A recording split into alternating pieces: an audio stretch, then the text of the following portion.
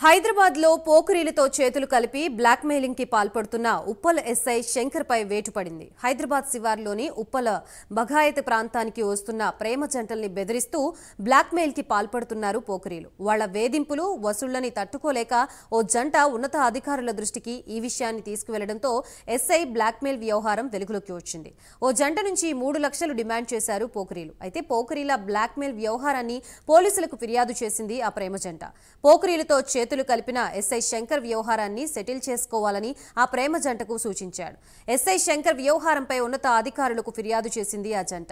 ఈ వ్యవహారంపై ఉన్నత అధికారులు విచారణ జరిపి 4గురిని అరెస్ట్ చేశారు.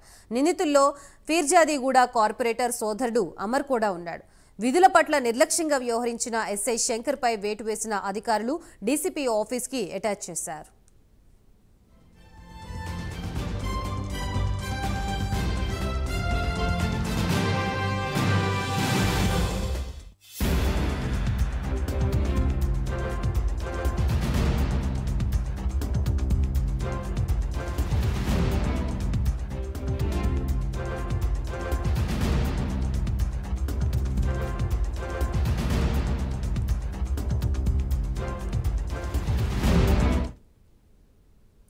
మొత్తంగా ఉప్పల్ ఎస్ఐ శంకర్ పై వేటు పడ్డట్లుగా తెలుస్తోంది. ప్రస్తుతం ఇదే అంశానికి సంబంధించి మనకి పూర్తి డీటెయిల్స్ అందించడానికి మా ప్రతినిధి కుమార్ సిద్ధంగా ఉన్నారు.